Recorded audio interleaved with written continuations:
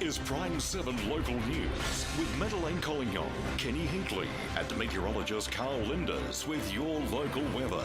Now, Prime7 Local News at 6. Tonight, the heat wave and water shortage crisis that's burning holes in farmers' pockets. The phone habit that's costing Central West drivers a small fortune. Cricket's bad boy meets his match on a special mission to Dubbo Zoo. And showers and the odd storm for Thursday. Your weather details coming up next. Good evening. Farmers in the Capertee Valley near Lithgow are in crisis, with water supplies dropping critically low thanks to the prolonged dry weather. If there's no rain in the next couple of weeks, one grazier says he'll be forced to sell off all of his cattle and look elsewhere for an income. Farmers are pleading with local and state governments to recognise their situation and lend a hand.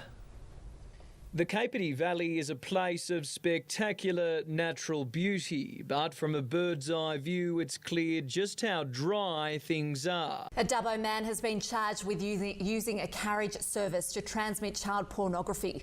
Gregory Marginson has been granted bail and ordered not to attend or participate in any activities where a person under 18 is present. The 60-year-old has been ordered to report to Dubbo Police daily until his next court appearance in April. While police continue to implore drivers to take care and focus on the road, hundreds are still doing the wrong thing, especially when it comes to mobile phones and cars. According to the latest stats out, Central West drivers are amongst the worst offenders in the state.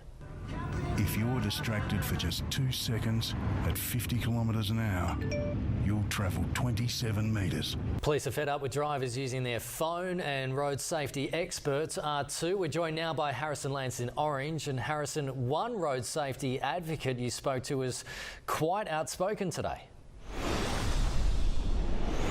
Kenny, I spoke to Andrea Hamilton-Vaughan, who is the road safety officer for Orange and Cabonne, and she's furious. She says that those who are caught are just the tip of the iceberg. Authorities are begging drivers to be careful this long weekend as Operation Safe Return is launched. Already 29 people have lost their lives on our roads just this year. Authorities holding their breath as the long weekend approaches. We're a larrikin nation, but we ask you not to be a larrikin on the roads this Australia Day. The man Aussie sports fans love to hate has shown today his life is more than just about hitting sixes. South African-born English cricketer Kevin Peterson has called into Dubbo to help promote a conservationist cause that's changed his life.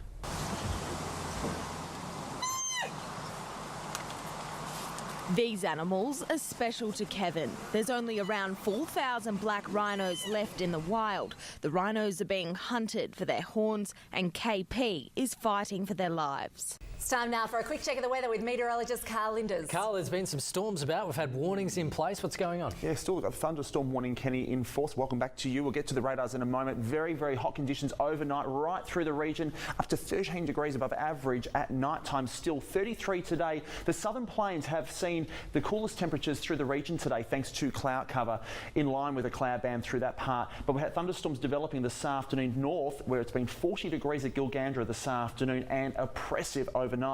Thanks to this heat trough, it has been anchoring itself throughout New South Wales. This afternoon we've had thunderstorms build up on the ranges to the north of that cloud band. Last night, excessive amounts of showers to the south, but it's this afternoon. A big thunderstorm has descended upon Condobolin this evening, and now got showers and storms dotting up elsewhere. So the warning's in place for heavy rainfall and damaging winds. More on your long weekend weather in about 15 minutes, guys. All right, still looking look hot. forward to it. See you Really soon. hot. Thanks, Carl. Still to come in Prime7 News, a unique exhibition with a strong Aussie slant ready to go at Australia's National Museum. And the man from Mudgee who's been noticed by one of the world's oldest car clubs. Coming up tonight at 6:30, the manhunt for a killer in Sydney after a criminal lawyer and father of three was executed at a cafe. Salim Mahaja denied bail over this crash last year. His claims about the incident and the judge's reaction is next. And the Oscars nomination surprise for an Aussie actress. Hope you can join us soon. When you talk about Holden cars, you know you're talking about something really special. That's why the National Museum in Canberra has put together a collection that everyone will want to see, not just the car lovers. It's an Aussie icon. Holdens have been a first car, the family runaround or a dependable workhorse for many Aussies living in regional Australia. That's why one of the last Holden cars to be made in Australia was added to the collection at the National Museum in Canberra. RFS volunteers give up so much to support and protect their local communities, so it was only fair that the locals give back when they can. The Orange RFS has held a barbecue fundraiser for maintenance and to buy new equipment. The barbecue is also a chance to pass on important fire tips, especially for kids. Still to come in Prime7 News, the Group 10 draw is out, and next up we'll tell you who's playing who and when. And Central West swimmers hit the pool ahead of the national age titles in South Australia.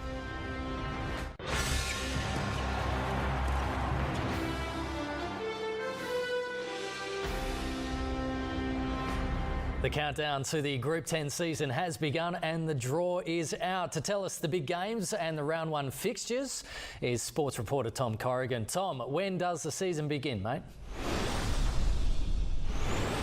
The season kicks off on the 8th of April, where reigning premiers Orange Sims begin with a bye. The rest of the round sees Lithgow host a new look St Pat's. The Oberon Tigers, who many see as premiership favourites, travel to Cowra. Two talented swimmers from Orange have spent all day today driving to Adelaide. Why? To compete in the National Open Water Championships. If you train as often as Courtney Chapman and Brianna Burgess do, you might dive into nationals as well. There's been severe storm warnings today. Could there be some more showers and storms again tomorrow? Carl has the latest local weather forecast after this.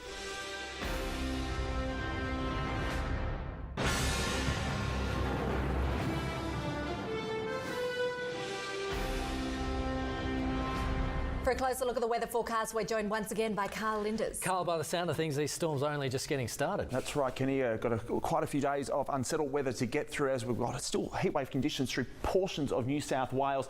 Our part of the world, we're starting to get into the northeasterlies. We've been talking about that the last few nights, pushing that severe heat further west, but humid northeasterly winds taking over. So it's really not going to feel much different. Very oppressive conditions right through until around Monday. We have got cooler change in sight though. Stormy the next few days, but let's get to that cool change developing out of the northwest and linking up with a cold front through southern areas on Monday. Now it comes through Victoria on Monday evening. This tropical cyclone is going to help push that front up as we go through Tuesday and Wednesday. Now beyond that, we could have below average temperatures thanks to a lot of cloud coming across most of next week and into next weekend. So the heat will be well and truly gone by this time next week, but before then, showers, high humidity, thunderstorms, very tropical air mass developing through a lot of New South Wales. Along the spine of the Great Dividing Range tomorrow, the southern plains and over the southwest is where you'll find the thunderstorms. Fine elsewhere, and if you're heading to the coast, fine,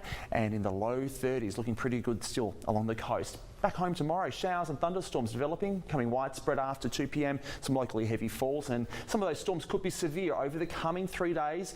From Friday, hail becoming large is a risk, as is damaging winds, and into Saturday, similar conditions. The next 3 days, temperatures don't move much at all. Very oppressive and uncomfortable at night if we don't get any rain. We'll see that cooler change coming through Tuesday. Temperatures drop dramatically, and by the time we get to Wednesday, a lovely 10 degrees. Back to heaters, guys. I think we need to get jumpers out. Yeah, we might. Not yet. Thanks, Carl. Thanks, Carl. And that's your local news for tonight. You can discuss tonight's stories on Facebook. And also watch tonight's top stories on our website. Now, Prime7 News at 6:30 with Daniel Gibson. Have a lovely night. See you tomorrow.